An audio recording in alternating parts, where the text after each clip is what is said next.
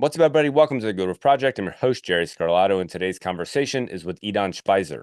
Idan is the founder of the restoration franchise 911 Restoration, which he started whenever he came over from Israel. Actually, he didn't start it. He started carpet cleaning for a carpet company and then eventually spun off and started restoration and went from $250,000 a year to over $3 million a year in a matter of a year. Less than a year, as a matter of fact. Absolutely incredible story, which we definitely get into. But what we really get into is deeper than that. It is much more important than that. It is the work that we are here to do, which is what Idan and I talk about a lot throughout this conversation. And that is understanding ourselves, understanding that we are the biggest barrier between where we are and where we want to be. Whether you are an entrepreneur and you're trying to grow a business, the reason the business is not growing is because of you. Whether you are in a career and you're trying to get a promotion, the reason you're not getting a promotion is because of you. Whether you are starting a fitness journey and you're not progressing, the reason you're not progressing is because of you. And the sooner that you understand that and you start to do the inner work to understand why that's happening, the quicker you get to where you're trying to go. Because I'm assuming that that's what you want, is to achieve the thing that you're after, is to actually accomplish the shit that you're trying to do. If that's what you're trying to do, you need to understand your limitations. It is not because of whatever external thing you're pointing at, which we talk about extensively throughout this. Remember, Idan was born and raised in Israel, came over from Israel, came to America, and immediately recognized opportunity for what it was. The problem is, in America, we are born here, at least for those of us that are born here. But nonetheless, we're born here and we're raised here. And because of that, we don't see the things available to us. We see them as barriers instead of the absolute opportunities that are there. And for Idan, you'll see his perspective whenever he came over from Israel, which was absolutely eye-opening to me and has helped me already shift my mindset about how I look at things. But at any rate, before I actually start just like winding down this whole, telling you about the whole conversation, get your pen and paper out. Make sure that you share this with anybody else who also is trying to struggle with understanding themselves, struggling with barriers in any way, shape, or form. Make sure you share this episode with somebody who's going through that as well. But get your pen and paper out and enjoy this conversation with Idan Shpizer.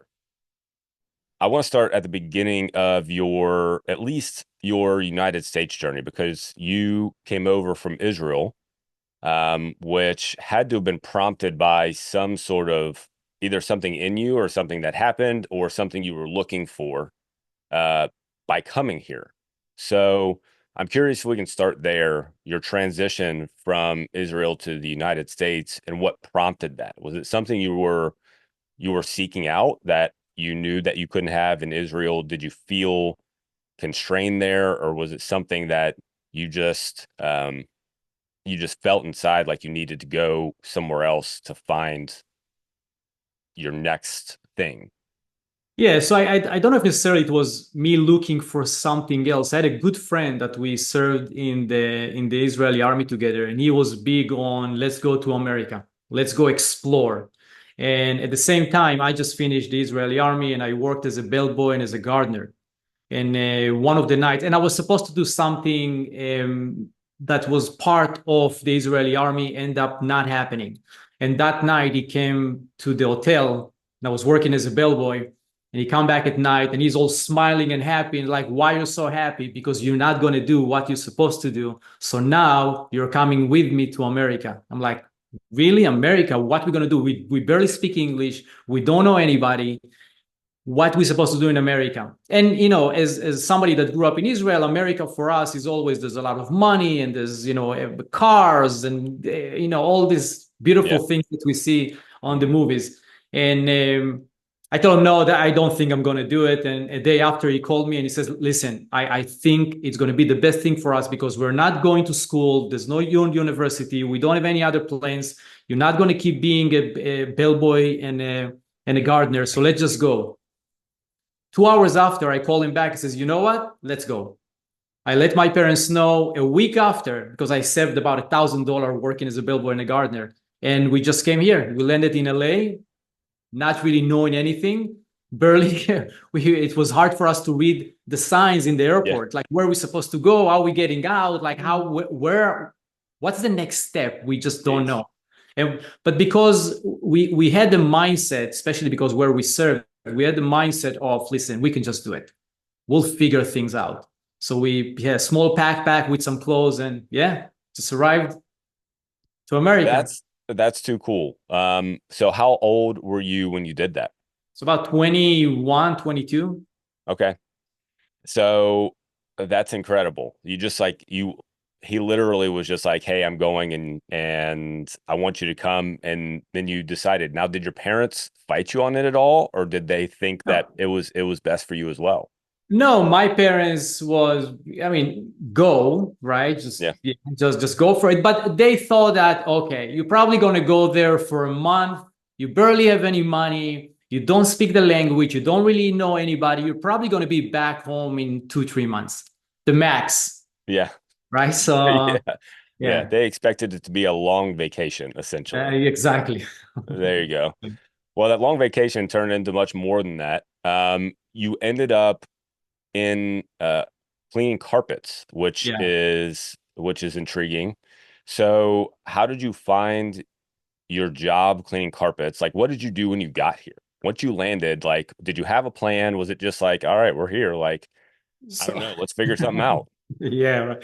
So we knew that there's a big Israeli community here in San Fernando Valley, right? Really? So Okay. when we landed, we took a taxi to Santa Monica, and somehow, the way the universe works, we're sitting in a restaurant and we're hearing two girls speaking Hebrew.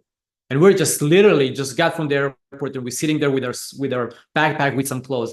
And we're like, hey, listen, we just got here. What's going on? We have no idea what to do. Where can we get a motel? Like how things works here. And she said, you know what? I just had a fight with my uncle.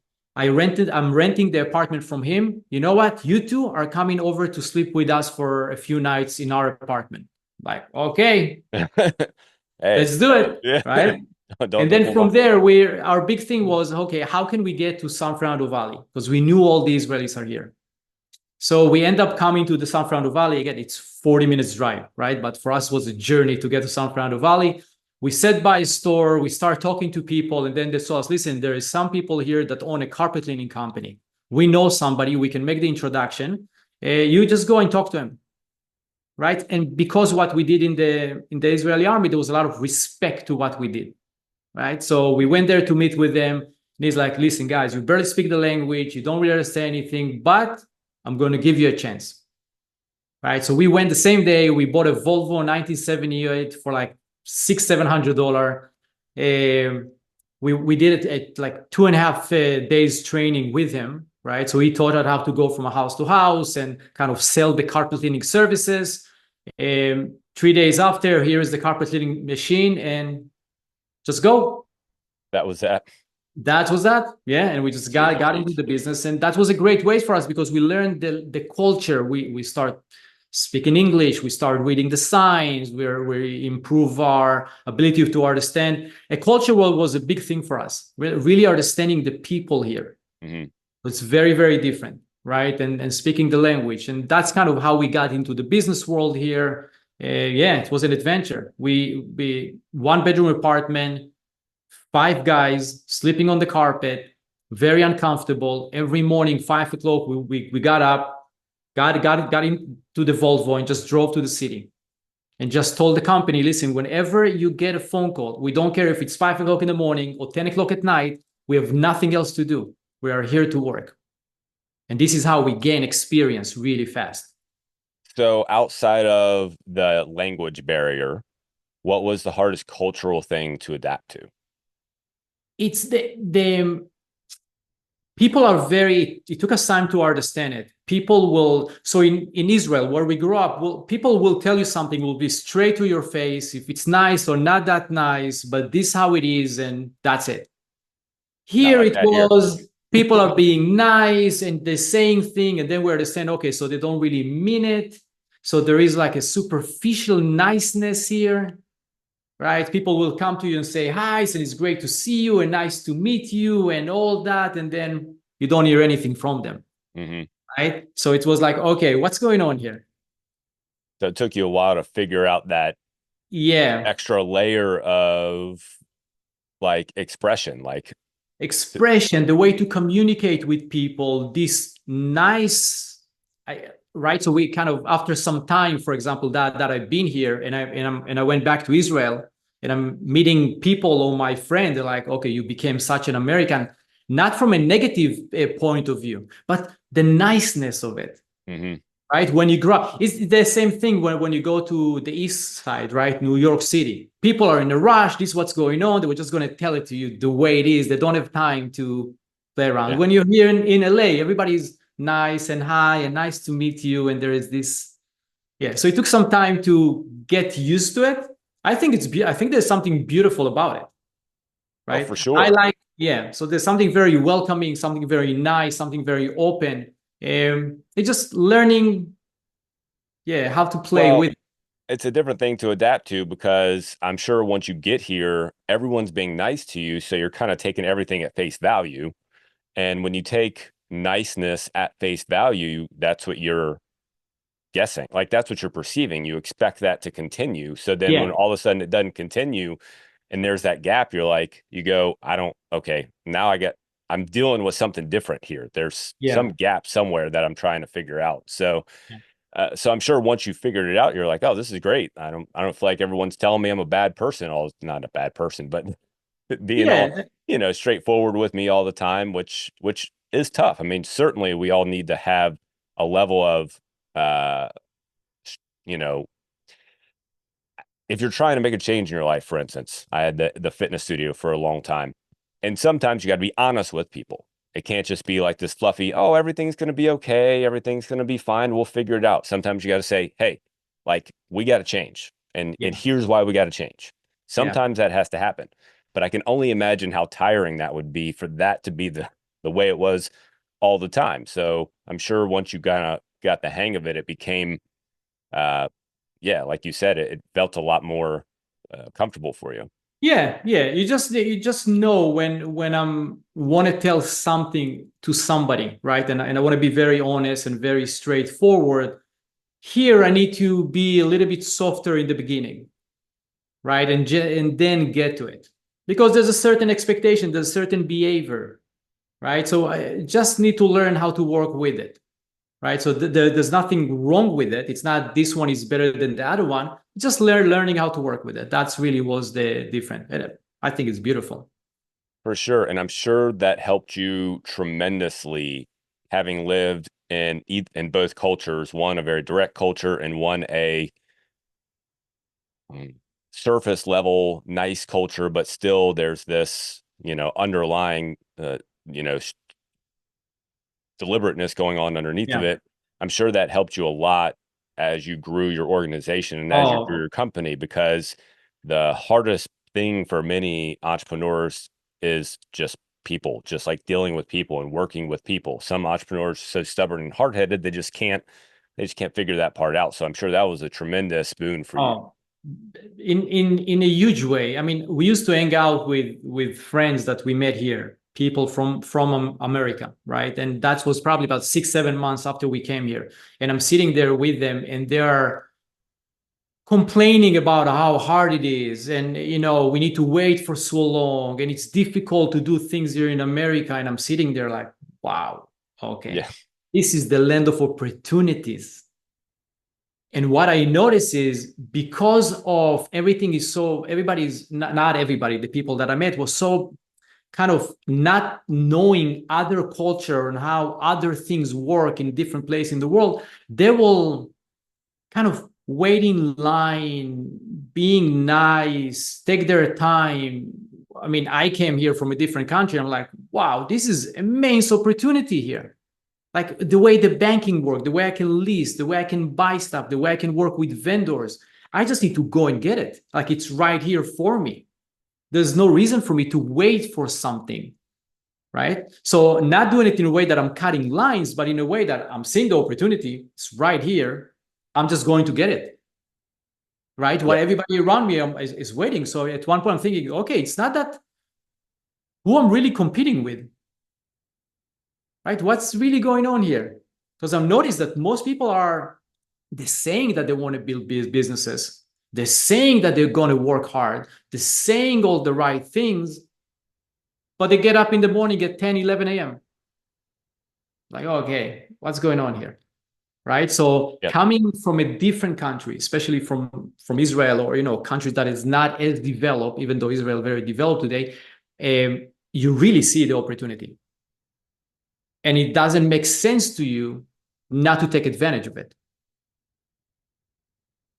You know, there are so many, it seems, I don't want to say it's normal, but there are a lot of successful entrepreneurs who have migrated to America. Yeah. And it's probably for that exact same reason that every single one of them recognized, well, because wherever they were, they had to bust their ass to get whatever they had. Like they had to constantly be progressing and moving and working towards something or working around something or problem solving or whatever it was. Had to go have hard conversations with people. Like all of that stuff was built into the system. Like it had to be done.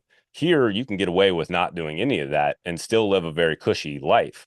And Yeah. that's really the reason why 80% of humanity, when I say humanity, I mean in the United States or at least Yeah. westernized society, Yeah. um, finds themselves in a place where they want something, but they never get it because even though they want it, like you said, I want to lose weight, I want to start a business, I want to be a millionaire, I want to do like all of these lists of things, which are all possible for, I'll say, just about everybody in the United States, almost definitely, and almost anybody in a westernized society.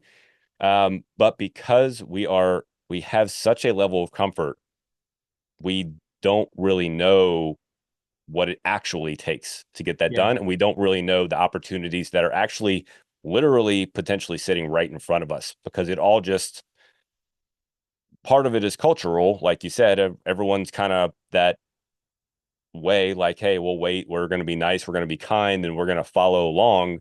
But it's also partly we're just so comfortable with the way our life is. We have no reason, unless we build it in ourselves, we have no reason to actively pursue something because life is so easy and so comfortable. Yeah. Yeah. That's a big one. I mean, I'm learning over time that a lot of people, I mean, even when I'm looking different countries, right? A lot of people will say that they want to do a lot of big things, but they're not really, going for it. There's a lot of self-limitation. There's a lot of ideas that people hold. And instead of looking within, they're blaming, right? It's because of the government, it's because of the taxes, it's because of this, it's because of that. Right. So I think that's also another big thing that I'm seeing more and more. And I've been seeing it with myself, right? Going through my own journey. Um, so I think there's definitely a part of it. And yes, it's very comfortable. When you're born with something, you don't really recognize that this is something that is extra or special, or it's a gift that you have because it's just there for you, right? And when you come from a Feels different normal. place, when you never had it, and you kind of like, wow, okay, that is available for everybody.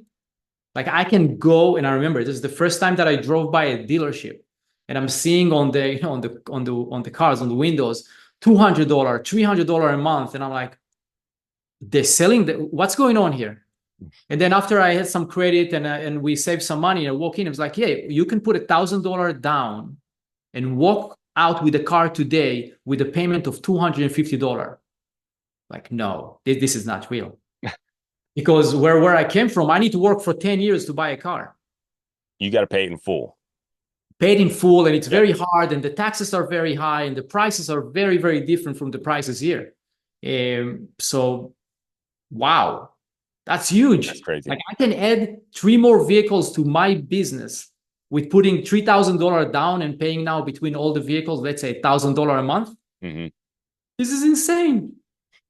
And this is just like one example, right? And there's Yeah. so many other. Like I can just I can go online and open a business. I can walk down to the city and open a DBA or ask for an LLC. And a week after I have a business that is open, I can go to the bank and open a business account.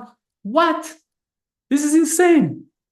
You know, Right? So yeah, go ahead. I'm it's sorry. incredible to hear your perspective because in my like that's a lot of what I talk about, but I talk about it from just a general perspective. I have never I was luckily enough to grow up in Baton Rouge, and I went to a school in the inner city. So I was actually a minority where I went to school in Baton Rouge. So I think that actually helped me with perspective a lot.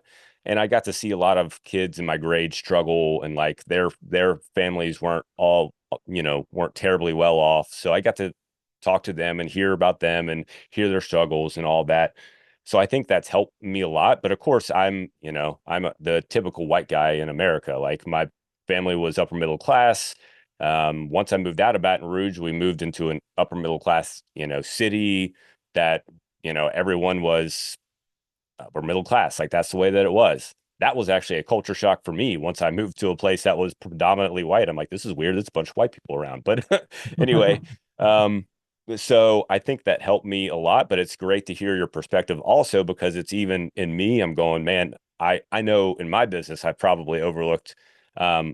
probably overlooked a number of things because it feels, I'm creating some sort of barrier for some unknown reason, not unknown, but just some made up reason. I'm creating a barrier. But for you, it's just like, it's just blatant. It's like, that's perfect. Like, why would I not be taking advantage of that? Let me just step over and take advantage of it. Yeah, yeah, absolutely. Yeah. I also, I mean, when I grew up, I mean, we had a lot of pain, suffering because of financial situation. So my parents lost everything. We went through big mess. So I also grew up and I had this thing of I'm seeing my parents and my family and my extended family suffering a lot because of financial pains, right? Losing houses and cars and bigger things that happen and on and on. So I also had the idea, I didn't completely recognize it, but the idea that I have to make a lot of money because I don't want my parents to suffer anymore. Like I'm done with like enough. Somebody needs to like we need to make it happen somehow because enough with this, the suffering that I'm seeing around me. So imagine having that thought plus just I finish the service going through a very hard things and coming here with these two ideas that I have a very strong mindset and I don't want to suffer anymore because lack of money. And then I'm arriving here in the United States and I'm like, okay, I think I'm in the right place to make things happen.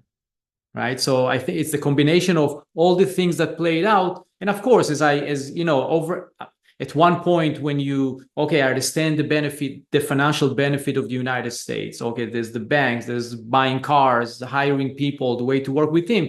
Then there's different elements that come into place.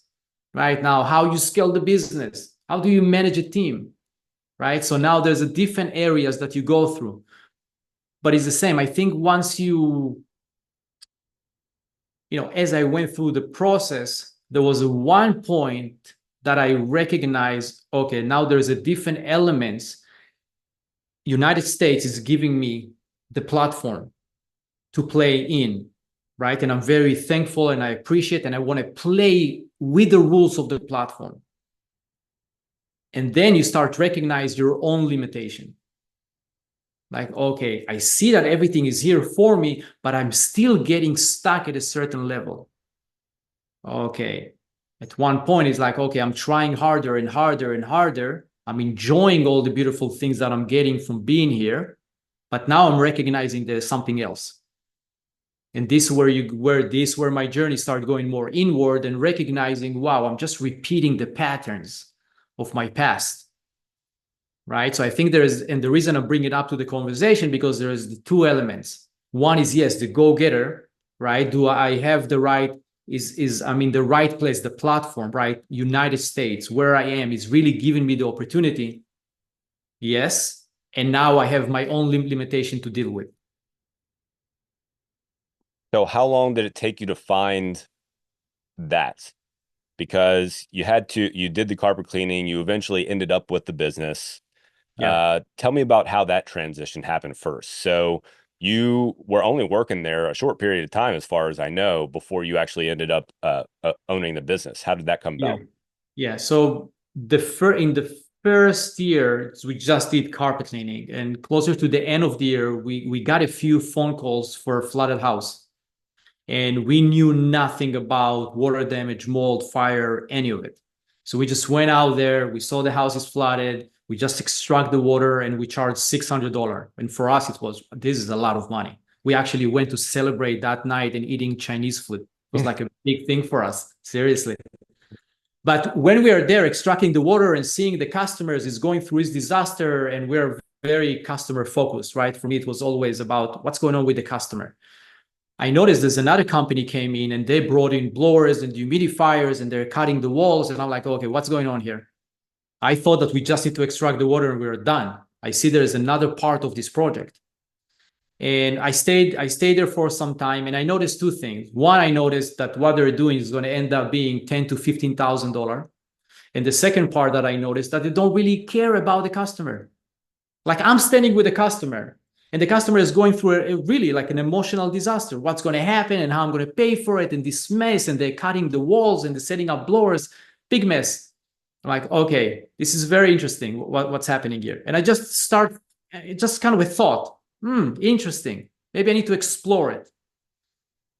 A few weeks after, I got a second call. Did exactly the same thing. Another company came in. I'm seeing exactly the same behavior. They don't care about the client. They're setting up everything. I says, okay, I need to understand what's going on here. So I spent some time. I learned about the water damage, blowers, the humidifiers, and on and on. And I started buying equipment. So every time that I had the extra $200-300, I bought a blower, and then another blower, and then another blower, and then I end up having X amount of blowers, humidifiers, and on and on. And I told the owner of the business, listen, I want to start doing more of the water damage, but I didn't know how to generate this type of business. So I started exploring on my own, how can I generate the business, right? And at one point, we started doing more water damage and the carpet cleaning. At one point, I told the business, listen, I only want to do this business, the water damage business. And we worked something out. I kind of took part of the company and I own it. He stayed with the carpet cleaning. I just moved on. That point, we used to do the carpet cleaning and the water damage, and we average about $250K a year. A few weeks after, or sometime after, I'm having dinner out with a friend, and I'm hearing two people talking about Google AdWords. You can advertise on Google and you can put the ads up, and I'm listening to the conversation. I'm like, okay, this is very interesting. I need to understand what is the thing that they're talking about. Went back home, spent about 6 hours. What is Google? How can I advertise on Google? It took me some time. Then I put my first ad on Google. I didn't have a website. I just put my phone number. A day after, I got my first phone call. Almost every day after, we got a phone call for a flooded house. So now we're going from 250 in less than a year and a half. In a year and 8 months, I think is where we break the $3 million growth, right? And then we kept growing. At that point, I have many trucks and I have a lot of equipment. At this point, we build a team. We're just running around like chicken with no heads. I didn't learn business. I didn't know how to scale the business. Like, how do I run the meetings? How do I hold everybody accountable? Like you seriously just run around buying equipment. Money comes in, money goes out. It's a mess going on. But it was great. It was an amazing experience for us. At the end of 2005, it's when Katrina happened in New Orleans. So at this point, I'm like, okay, I want to have experience of how to deal with this level of disaster, right? And we have enough work that I can leave a few teams behind me. And I sent 3 inspectors out to New Orleans with a big truck equipment. I flew in the day after. It was a devastation to see. I mean, I never saw something like that. It's seriously a devastation. Those neighborhoods that the houses are completely, there's no houses anymore. Yeah. Just army in the street. Everything is just dead. It's terrible. But it was so much work. Like we just walked down the streets and people used to grab us. Come do my house first. Come do my. So there was so much work. And there was many other restoration companies. And so we're not competing because there's work for everybody. We're like, you know what? I'm too busy. Do you want to do a few projects? Right? It was really, let's try to help as many people as we can. But I think that at night, there was an area that we all parked the RVs. And I got to know a lot of different owners. And one of the things that I noticed that most of the restoration contractors there averaging between 300,000 to 800,000 in sales. And I'm like, what's going on here? They speak better English. They've been in the business for 20 years. Why they're doing only 300,000 to 800,000 in sales when I'm now north of the 3 million and I'm here and I have all the trucks and everything and I'm just learning the language? What's going on here? And then as I spent with them, I stayed there for about a month and a half. So I spent with them more and more time. I recognized that they're very amazing people. and they are very passionate about the trade itself.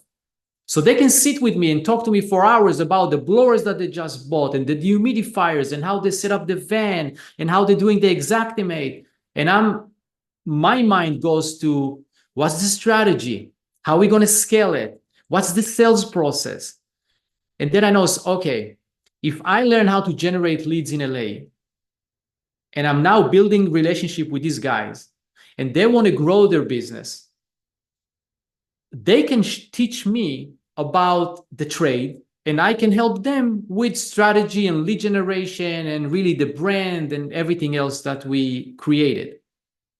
So we tried a few license agreements, and we did the first one. It worked very well. We did the second, the third, the fourth, and then at one point I had about 10 license agreements. Is where I'm giving them leads. I train them. I work with them on the sales and marketing and on and on. They're doing what they're doing. We're sharing information back and forth and here and there. And then sometime after, a lawyer that I used to do the license agreement with, he tells me, listen, you're becoming a franchise. You cannot keep doing the license agreement. You have to transfer to it. Like, what is a franchise? I never really thought about a franchise. That got us to a whole new journey of understanding franchise agreement and FDDs, and now how do I need to set up my system so I can support many more people? How can I? So now I'm spending a year understanding franchise agreements and FDD and how it works, and I'm starting to think, okay, how can I now take my support and make it into a kind of like a platform now? Right? So I have my expert, I have my lead generation team, I have the customer service team, and on and on. And that's how really we've been going through that. And then at the same time, I did a lot of real estate. I had many other businesses. I was just running a lot. Mm-hmm. That's the point that I got to stop for a second and saying like, okay, what's happening here? It doesn't matter if I work 40 hours a week, 80 hours a week. If I have one businesses or 5 businesses, I keep hitting the same ceiling. So that's the moment I'm like, okay, it's not only external. There's another force in play here.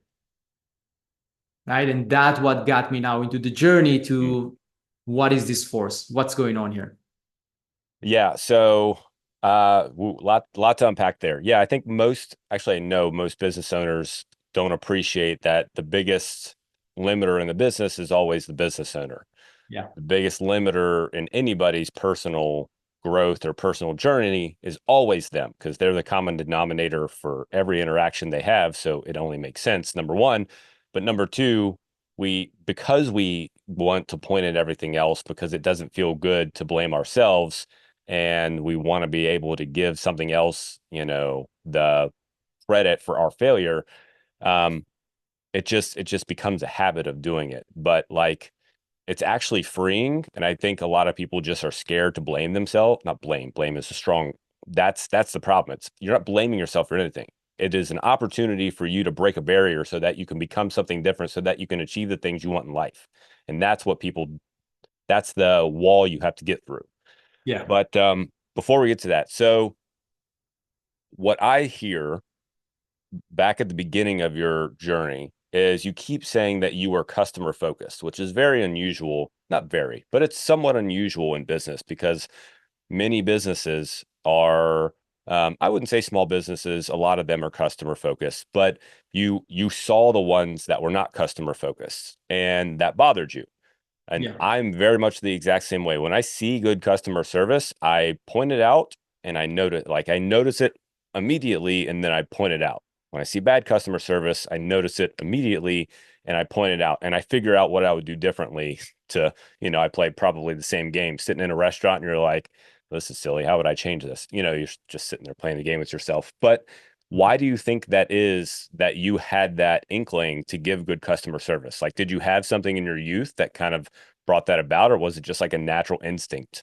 No, so I think because so you hear it less and less now, but I used to stutter a lot more, right? And when you stutter, you're quiet. You do not want to speak. For people that stuttered out there, they will recognize that feeling is you don't know if the next word that I'm going to say will come out smoothly or I'm going to get stuck. So you're trying to speak less.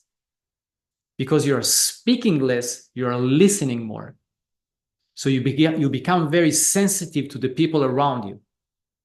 You're trying to see what's going on around you, right? Because it's not about when I can speak, it's about I'm quiet. Let me see what's happening around me, right? So I think it just tune you to a point, just recognizing, just listening to what people saying. And when I need to say something, I'm going to try to say it in a very short, right? So instead of me just coming up with a whole story, I'm going to say like 5 words, right? So there is a lot of listening, processing, trying to make it as short as I can, and then I'll answer. So I think that just overall create that sense in me, right? So for me, and I'm not really overthinking about it, but even when I went out there to pitch and sell my company to a commercial or adjuster or anybody else, I will ask a lot more questions and just shut up. And then I was looking always like, okay, what is the fastest way for me to add value to the person in front of me? Because I don't want to tell a long story because I'm putting myself in a risk that I'm gonna get stuck again and again and again.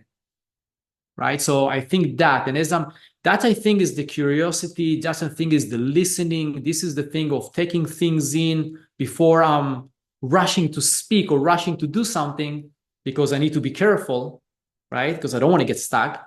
So I think that part of what's developed that in me. Listening. I think a lot of people could definitely learn something about listening, especially today. Cell phones make that significantly harder because everyone's got their head stuck in a phone, and generally everyone's got their earbuds stuck in their ears too, so it's like listening has become very rare. Yeah. I mean, I believe it's a superpower, to be totally honest. I'm told somewhat regularly, like after podcasts or things like that, like I do a good job of just like sitting and listening. I was I didn't have to learn a different language, but like when I was young, I just didn't talk much, just in general. Like I'm kind of a natural introvert, so I just kind of would just sit and listen to people. So I think it just carried forward, and I've just done a good job with it. So I can certainly resonate with exactly what you're saying because um, as a person who also doesn't say many words, or at least I try to say words that are useful and not just words that are words or for the sake of saying words. Um, it's frustrating whenever it's like what good feels like, or what good looks like, and you don't see good out there. You want to deliver good service to somebody, but you just don't see that good out there. So if you just listen to what people say, like if you just take time to hear words that are coming out of people's mouths, for goodness I, sake, then it's amazing what you can actually gather from that. Oh, yeah. And really there's another element that I recognize after some time. It's you really being there for people. You know how many people have like between even husband and wife, brother and sister, people, if you just listen to me, can you please just listen to me? How many times we hearing it, right? So I recognize over time, because that's what I practice in the business, that just being there and really listening to people give people that feeling of, wow, I'm really being heard right now. That person in front of me is really taking the time and listening to me. Right? It's making a big difference in people's life because it puts them in an ease. Right? The first time, yeah, I think it was the first time I got a call for a flooded house. It was Saturday, not far from where I am right now. I'm getting there, and it was a husband, wife, and a daughter, and they're just going crazy. What are we gonna do? And the house is a mess, and whose fault it is? And I'm walking in. I'm like, okay, wow, what's going on here? But I had this practice of I'm here. I want to hear. I want to see what's going on first. And after some time, 10 minutes, I'm there, and just everybody just came down. And we went through the business and on and on and on. A week after, I'm getting a call from the husband. Like, hey, how are you? What's going on? He talks to me, and here and there is like, how can I help you? Like, Idan, you know what? I'm having a hard day. I just want to talk to you.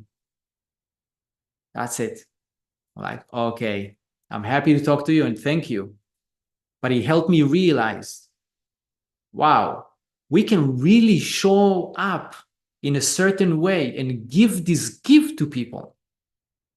So when I start training and working with our inspector, I used to tell him, listen, this is what you do before you get to the customer's house. You put your phone aside, you relax for a second, and you're saying, okay, I'm going to put for the next hour, I'm going to put everything aside, payroll, worries, whatever I need, my wife, my kids, I'm going to put everything aside. I'm about to walk into a house that somebody is right now experiencing an emotional disaster. And I just going to be there for them. I'm not going to look at the damage. I'm not going to look at the property. I'm just going to be there for the people. And I'm just going to ask, how can I help? And I'm going to shut up. Just do that. And it's magic. It really is. Because most of companies, most of people will go in, the customers will talk with them, they will answer the phone, or they're going to cut the customers, is trying to explain them what's going on, is going to go look at the damage, the walls, and they're going to start explaining all the technical part to the customers. He is overwhelmed right now. He does not care about the blowers and amateur electricity on and on. I mean, some people do. Most people don't care about it. They just want to know, I got the right person in front of me. He's really listening to me. He's hearing my need. And then he's really there for me. And if you do this thing, it makes, there's a research that was done by Harvard many years ago. If a doctor spent 5 more minutes with his patient, 5 more minutes, the chance of him to get sued will go down by 85%. Just shows you, right? How many times you go to the doctor, it's like, okay, you need it, that's what you need, that's what's going on with you, this, next, right? They put you in that room, you sit there for 10 minutes, you're getting annoyed, the doctor comes in, hello, this is who I am, bye, next door. You're like, what, I'm a piece of meat? Like, I'm a human being here. Can I get some attention from you? That's what, I mean, if you look at people, really, that's what we want. We want to be recognized. We want to be heard. We want to be connected with somebody that is really with us, is meeting us where we are. Right? It sounds very simple. It takes some practice, but when you offer it, it's really you're giving a gift. Well, especially in a world that's so noisy today with social media and all the nonsense we have, like, on one sense, it's easier than ever to put your thoughts and opinions out to the world. But on the other sense, because everyone can do it, it also gets lost in a vacuum.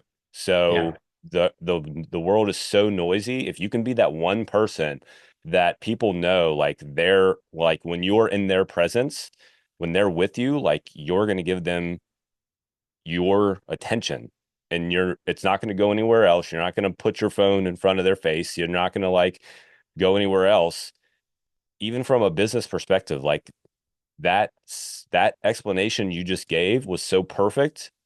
And it just goes to show how every business is a personal business, because every business, all you're doing is solving a problem for a person. If you just listen to the person, you may not even have to talk about the business part. You may just solve the problem and get the business right there without even getting to that point. Exactly. So you found yourself, so fast forward 3 million plus in sales. We finally got to the point where we're doing some licensing, and then you get to the franchise, so on and so forth, start a couple businesses, and then bam, start hitting ceilings. Yeah. So as you start hitting ceilings, how long did it take you to figure out, hey, this is me, this isn't something external? And then what was the first glimpse into what it was inside of you? So at the moment that I had like 5 different businesses and I'm just going like crazy, and don't get me wrong, I had some moment that where we did some great things. We climbed a little bit above the ceiling, back to the ceiling, maybe even lower, back up, right? So I'm experiencing this thing like, wow, there's opportunity. Oh shit, why it's happening to me? Wow, there's opportunity. Like, went through this thing a few times. And then at one point, like, it was exhausting at one point, right? And just so many things just fell apart for me, right? This is not working here and it's not working here. And I'm trying everything and I'm lost in my own thoughts. And I'm thinking that, okay, so I'm just going to push harder. And then at one point I'm like, okay, this is craziness. Like, look, I'm doing 3 times the amount of work. I'm doing all the thing that's supposed to work so beautifully, but I'm keep hitting the same place. I'm like, okay, what's going on here? And it's not that suddenly I understand everything. Not at all. It's just at one point I'm looking at the patterns and I'm saying, okay, that's what I experienced as a kid. My parents did some good, then lost everything, did some good, then lost everything, then a little, right, went through it. So I'm like, okay, that's the same patterns. How these patterns are playing now in my life. I'm not my dad, I'm not my mom, I'm my own different person that are here in America. How it's playing, how the patterns keep playing. And then I start spending some time with really looking at the pattern and understanding there's a certain patterns that happen, and that's why I feel very stuck right now. Okay, so it's because of the pattern. How the patterns really plays in my life, right? The way I'm thinking. Oh, so what is it that I'm thinking about most of the time? What is the thing that I'm really scared of? Where is the thing that I'm going towards? Right? So I start just bringing more and more awareness. Now, at the same time, I had to stutter, right? I'm thinking, but if I really want to break all the limits, I cannot be scared to speak, and I need to figure out what can I do with the stutter, right? Because as a child, I felt like I'm being cursed by something. Like, why do I have this thing, right? It's happening to me. It's happening to me. And that got me to explore psychoanalysis, dream analysis, and go deeper and deeper. And that bring more and more awareness. Now I'm really aware of my thoughts. I'm like, wow, okay, this is the thoughts that I keep running in my head. Now that I'm not lost in the thoughts, I'm aware of the thoughts. This is craziness, right? So at this point, I'm recognizing my own thoughts without being lost in them. I recognize the pattern. And one day I'm sitting, if I'm quiet and I'm just with awareness and I'm hearing this constant flow of thought, I'm saying, wow, this is insanity. If that person, if I can take that thoughts and putting next to me on the sofa and just hear it all day long, I'm out of here. This is craziness, right? So that's starting to recognize it. As I kept being more aware and aware of it, there is a space open up between who I really am to the thought and the thought pattern. Like, okay, I'm lost into the thoughts and into the situation, believing that this is the only perspective that exists. But if I'm having the space now, wait a second, there's different perspective that I can have on the same thing. And dream analysis is a great way to get into it. Right? With dream analysis, if we want to jump to it for a second. So let's say I have a dream at night, and really the dream, I create all the characters in the dream. So I can, when you wake up in the morning from a very limited perspective, you see the dream as, okay, there's all these people in the dream, and this is what I did in the dream. But I create all the character. So can I view the dream from this character perspective? And I can view it from this perspective and this perspective. Oh, wait a second. Same situation, I can look at it from many different ways. So I start taking it to my everyday things. Something come up, wait a second, that's my perspective. Let me look at it from a different perspective.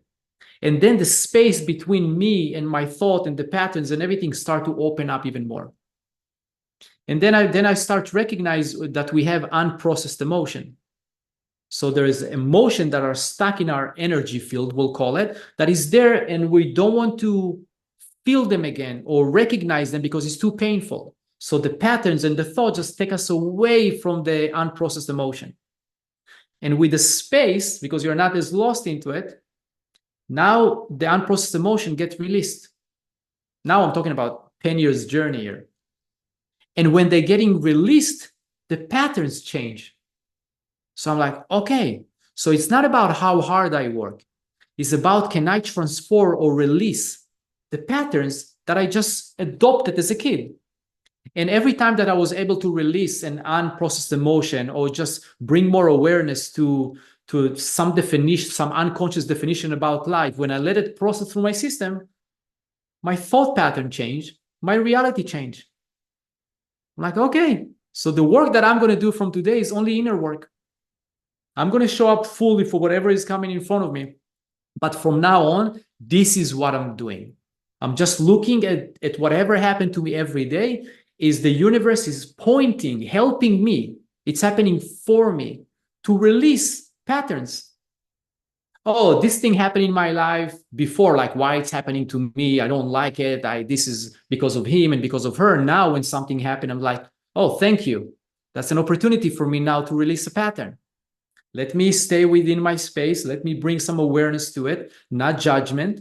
Create that healthy, loving, acceptance space and just let things transform. I start breaking any ceiling that I ever had with much less effort because you're more present, you're more clean. I can make choices now from a very aligned place, not because of the noise in my head, the constant stream of thoughts. Now I have space. And then you find this inner freedom. So I'm finding fulfillment. I'm breaking all the ceilings, right? My growth of the company, the growth of other things that I was involved in. And I'm not working harder. And as the space grew and there's more things that are opening within you, you start finding out that the peace and fulfillment and the joy that I looked for externally is here all the time. It's nothing out there. So I'm like, okay, so now when I'm feeling it from within, I don't need to chase success. I can just create from a place of alignment. Make sense? Or too technical, or it's No, that's beautiful. yeah, I think it's worth digging into in a couple spots though. So definitely the hardest thing, like that's the hardest work anybody will do. Uh, yeah, but you don't appreciate that because you feel like what you're doing is hard because people get so caught up in the doing of life, they think that this is hard. So why should I work to put effort in over here? Like why I don't have effort or I don't have energy to put in effort on myself because I'm so tired and I'm constantly just working over here. But what you don't recognize is because of exactly what you're saying, because we all have patterns that we go through, just habits of behavior, habits of thinking, habits of doing, and we have those patterns. We're in this constant cycle, and it's actually harder to live that way than it is to figure out how to create the gap enough so that those patterns can fall through. yeah, But yeah. you got to stop long enough to create that gap to let the patterns fall through, not let them. I mean, it takes work. Work. But the question is, do you want to live this life that you say you want to live? Like, do you want to have peace of mind? Do you want to have happiness? Do you want to have all of that? If the answer is yes, which I would say for almost everybody, the answer is going to be yes, then the the answer to that part is you got to do the work. Like this is something that is necessary then for you. So what was the first barrier that you found yourself running up against? So you recognize that it was the pattern and you recognize that you were having these thoughts. Um, what was it that kept you from starting to get better? Like whenever you started to make changes, what was the hardest thing to kind of get going? Did you feel yourself constantly judging your thoughts and like that was the hard thing to stop? Or was it something else? It's we are so attached. Was so attached to the identity that I built, and everything was from that identity. This is Idan, and this is the world, and this is here, and this is there. We have a very strong identity, right? That we're not even aware of. So when you start going through this process, you're starting to see that it's not as real as you think it is, right? So then there's some parts of me is like, oh wow, this is not really as real as I thought it is. And it's hard moment because there's some grieving even. You start seeing some relationship for what they really are. And this is some hard moments because relationship that I thought that this is relationship that build on real friendship and trust and Then you wake up and he says, no, this is based on two identity, two ideas that was developed in a very unconscious way. And it's very egocentric is what can I get from you? What can you get from me? Right. So you start recognizing this thing. There's moments that are very hard.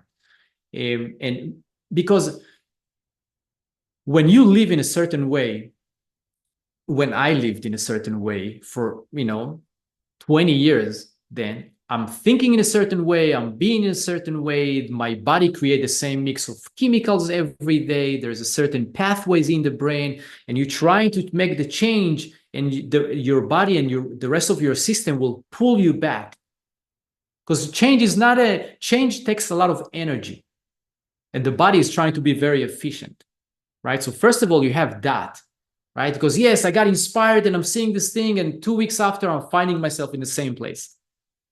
Why? What is pulling me back here? So that's one place. And the second place is relationship and seeing some things that are just not fun. I mean, I believe that this is how things are. And then you recognize, wow, it's not.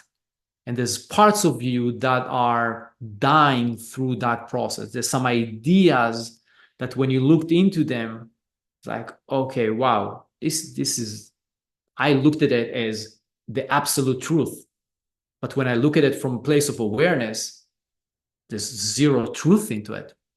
So there's moments that are very, very hard, right? When you're very one of the part that was in my experience, I wasn't that open with my own feelings, right? So it's something that I kind of shoved. I didn't know it then. I just know it after, right? So I didn't feel anxiety and I didn't feel this type of feelings before. I was very much cool in my thing, living in my head, had a strategic way of looking at things. And then you're opening the channels, you're opening yourself, and now feelings are coming up and anxieties are coming up. And this is all new, right? Suddenly I'm feeling the feeling of what it means to be depressed. Like, wow, this is exhausting, right? So that was part of going through that process. But luckily, I don't really know, but there was something in me that knew that that's the way to go. Just keep going. Just keep going. It's hard. Just keep going. And I was blessed by having a certain people in my life that saw more of me than what I saw in myself. And they're like, Idan, you're not understanding who you are yet. Just keep going. You're opening up now. We're seeing the different. Just keep going with it. Yeah, it wasn't a easy process. There's no question. That's why we are here, to go through this process, right? So for every person to bring more awareness, to start seeing his thoughts and his patterns and all that is a blessing. Yes, it's uncomfortable, but exactly as you just said, life is much harder not going through that process, right? When some people are coming to me, does it worth it to go through this thing and to have more awareness? I'm like, look at your past 20 years. You are in constant suffering in a way. You're suffering with your relationship. You're suffering with your business. You understand you start seeing your own limitation. If you're not going to do anything about it, I can basically just copy paste your pattern for the next 20 years. So now you tell me what is harder, to start facing your inner operating system and start facing some unconscious beliefs and different ideas that you have about yourself. And yes, it's going to be painful for some time, or suffer for the rest of your life, because things not just going to change, right? That's why we see people just stuck in the same loop again and again and again. You can spend some time with a person and hearing his patterns, hearing his beliefs, and you say, okay, I can pretty much see how things will play out for you. Yeah, it was easy in the gym, the fitness studio that I owned. It was pretty easy to figure out the people that were going to quit. They'd be out the door in 6 to 8 weeks, maybe 3 months. It was pretty easy to figure that out because just asking questions and listening and hearing what they're saying, I I mean, you see patterns, and it's the same thing over and over again. And that's why so many people have New Year's resolutions. They do something for about 6 weeks, they stop. And then they try that again and again and again. And they think that, again, looking external, you think it's the external thing. It's because that diet didn't work. It's that exercise program that didn't work. It's whatever. My schedule got in the way. All of a sudden, work got busy. All of these other things that are very easy to point at, but are just high level barriers that you're creating, or that you're pointing to. It's really your pattern, and Yeah. that's what people miss, and that's something that it's hard to tell that to somebody, especially in a short span. But it's hard to tell that to somebody until they actually start to figure that out for themselves. Yeah. One analogy that I like to use is looking through windows. So like we spend our whole life looking through one window, and then eventually we figure out whether that's through some sort of serendipitous something encounter, or because we go through some traumatic experience, but eventually we get a peep in another window and we're like, well, that's weird. I didn't see that before. And then like this other window pops up and you're like, well, that's weird. I never thought about things like that before. And then all of a sudden you see these other windows and you're like, well, this is weird. I thought I just had this one window to look through, but really you have an infinite number of windows to look through, and it's really up for you to decide that. But it takes work and ongoing like reflection to do that, ongoing like introspective work to do that. What were some of the things that helped you be able to do that? Like, what were some of did you have some practices that you had, or was it Yeah. just like you just had an ongoing thing that you did? No, so definitely practices, right? Recognizing exactly what you just said, that it's very hard to just make a big change and all that. So I start setting up myself with very small changes that I'm going to do every day, right? Or a minute of awareness. Okay, so I set up time on my calendar every half an hour, quick beep. Okay, waking up. Where am I? What's going on? I'm aware. I'm here. How I'm feeling. I'm okay. Okay, what I'm doing right now is moving me in the direction that I want to move, or I'm just reacting to everything around me. Okay, a minute of awareness, just go back to life after.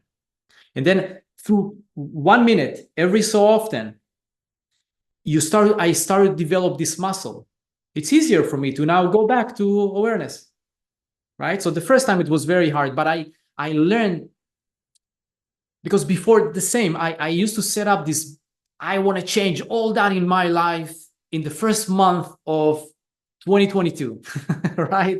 Yeah. And finding myself at the end of the month, like, wow, okay, how did I think I'm going to make all these changes? And I'm just back to here. And you have the self conversation, the self noise in the head is like, okay, you're not even doing the thing that you said that you're going to do, and why you're not doing them, and what's going on. And then I start putting myself down, right? Oh, you're not good enough, or you're a lazy person, or you're that person, all that. I've said, okay, I'm just going to set it up in a way that I cannot lose. I'll set up the changes in such a simple way. So, for example, one of the things is I put my shoes on, I put the right shoes before the left shoes. Starting tomorrow, I'm putting my left shoes before the right shoes. I brush my teeth with my right hand. Now I'm going to start brushing my teeth with my left hand. Because I understand that I'm starting to break slowly the thing, and I'm doing it. And every time that I'm doing it, I'm like, you know what? Great That's so job. good. You just held my thing. I kept it so simple that I cannot lose, right? And I just build on top of it. And then I'm finding myself 6 months, a year after, I have whole new habits that I created, whole new practices during the day. So now I went from a minute of awareness to 20 minutes of meditation. If I try to start with a 20 minutes of meditation, probably I did it a few times, then it's hard and I'm not getting anything and I'm getting frustrated and I stop, right? So writing, I never wrote before, right? So I said, you know what? You wake up in the morning with your coffee, just write 2 sentences. That's it. If you feel like writing more, just write more. But you're not allowed to write less than 2. Now, there is no reason in the world for me not to write 2 sentences. Even if I have 10 seconds, I just grab a paper, I write 2 sentences, and I'm done for today. Great job. So I put my left shoe first win. I brush my teeth with my left hand, second win. And I wrote 2 sentences, 3 win. Now I'm keeping my own words, my own promises. Oh, okay. This is a different inner conversation that I'm having with myself compared to all the previous time. I was supposed to do it, it's not done. What's wrong? What's not okay? Now I'm starting every morning with 3 wins. And I said, you know what? I heard that it's very healthy to drink 2 glasses of water before you drink your coffee, right? Healthier, right? Energy wise. I said, okay, can I start with 1 glass of water every morning? Right? Don't want to push it to 2 because I don't know how I'm going to feel with 2. That's how very, very small changes. And it just over time. So it's just recognizing with myself, and today I work with many other business owners. It's the compounding effect. It's something that we all heard about, we all kind of know, but we don't really understand how it works and the power behind it, right? And I see people going through serious transformations. Even just 1 minute of awareness every half an hour brings so much new space and awareness into people's life. Like I have people tell me now I recognize how I say hi to my kids and my wife when I come back home after 12 hours of work, because they have a minute of awareness, right? Before they just walk into the house, they're bringing all the mess with them. Now, because a minute of awareness, they're like, okay, I'm about to walk into my house. It's my wife and my kids. I'm so thankful. They're healthy. They're here. We're all together. Oh, now you bring a different energy to the house. And only from 1 minute of awareness. Oh man, we have been rolling along. I feel like we could sit here and talk for 3 more hours. That was so good. I got the chills at the beginning of that, with the shoe thing and the brush the teeth thing. That is so good. And it seems so silly, but that is so effective. Not only like you're literally breaking your own pattern, like, but from a neurological perspective, what is literally happening from a neurological perspective. So habits, whether it's a thought, whether it's a physical habit that you do, they're neurological pathways. Your body layers over neurons, but this thing called myelin. And every time you do something, myelin layers over that path again and again and again and again. So it literally is a super highway after enough time. After you've done a thing enough times, that thing is a super highway because that myelin is laying down, which makes the connection faster. Yeah. So when you suddenly break the pattern just by switching from your right hand to your left hand, there's a different path that has to be created, which literally opens up an opportunity for other things to be created along the way. So that's why I got chills and I smiled, and that is so good and so brilliant. You guys, you got to listen to that, and that is something that everybody should implement. Like something as simple as just switching the hand that you brush your teeth with is so effective. That's great. Yeah, it's working. Very clearly. Like I said, brother, we could sit here and talk for hours, but I'm going to go ahead and give you a reprieve for the rest of today. I appreciate your time, dude. I love this so much. Your transformation is incredible. What you've built is absolutely incredible, as well. And to hear your perspective on coming to America and, you know, having your eyes open to opportunity it's helped me. Like just hearing what you're saying has helped me a lot. So where can people learn more? Where can people connect with you to learn more about you? Yeah, so I'm more active on LinkedIn, just Idan Shpizer. For franchise opportunity, we have the site now, 911restoration.com. Yeah, that's yeah. And I want to thank you for the opportunity to be here with you. Right, that was awesome. I really enjoyed our conversation, and well done to you with everything that you do. Thanks, brother. I appreciate you so much. Idan, thanks, man. Appreciate you.